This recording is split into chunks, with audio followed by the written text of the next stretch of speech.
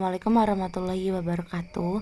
Baiklah, di sini saya Frafiksa Siswaraningrum dengan NIM C0D022009 mata kuliah akuntansi perpajakan. Di sini saya akan menjelaskan materi mengenai persediaan dalam akuntansi pajak. Sebelumnya, kita harus tahu dulu apa sih itu persediaan. Persediaan adalah aset yang tersedia untuk dijual dalam kegiatan usaha normal, baik barang dagangan untuk usaha perdagangan maupun barang jadi untuk manufaktur. Pengertian ini terdapat menurut IAI tahun 2007 dalam PSAK 14.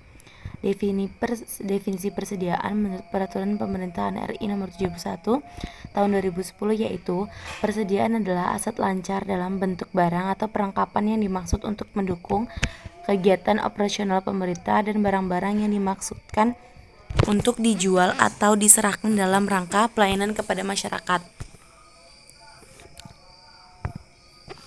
Sistem pencatatan persediaan itu ada dua, yaitu sistem periodik dan sistem perpetual. Kalau misalkan sistem periodik itu, persediaan dihitung dengan melakukan inventarisasi pada setiap akhir periode. Nah, sedangkan sistem perpetual dapat menyajikan keterangan persediaan dan harga pokok penjualan secara terus-menerus tanpa dilakukan inventarisasi. Tapi, untuk mendapatkan perhitungan harga pokok atau HPP lebih akurat, perusahaan juga dapat melakukan inventarisasi. Jenis persediaan itu ada bahan baku dan bahan pelengkap biaya perolehan. Yang kedua ada barang dalam pengelola. Bahan dalam pengelola adalah barang yang masih dalam tahap penyelesaian. Lalu yang ketiga barang jadi. Barang jadi adalah barang yang telah selesai diolah dan siap untuk dijual. Jenis persediaan. Nilai persediaan dalam neraca itu ada metode rata-rata atau average. Lalu yang kedua ada metode mendahulukan persediaan yang diperoleh pertama atau FIFO. Pemilihan metode tersebut harus taat asas konsisten. Nah, pemilihan metode tersebut harus dilakukan secara taat. Artinya sekali wajib pajak memilih atau memilih salah satu cara penilaian pemakaian persediaan untuk penghitungan HPP, maka selanjutnya digunakan dengan cara yang sama. Nah, di sini ada teknik menghitung nilai persediaan akhir.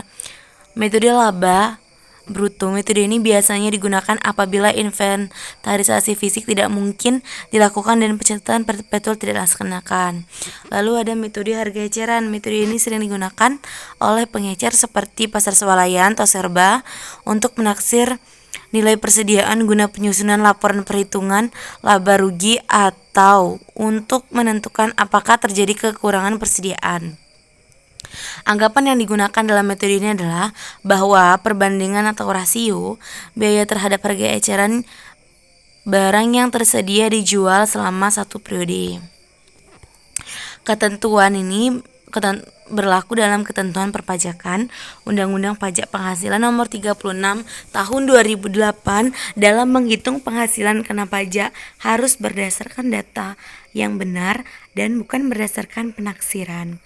Penilaian persediaan akhir tidak boleh dinilai dengan asumsi seperti penggunaan metode tersebut, melainkan dengan penilaian persediaan dan harga perolehan melalui metode average atau metode FIFO.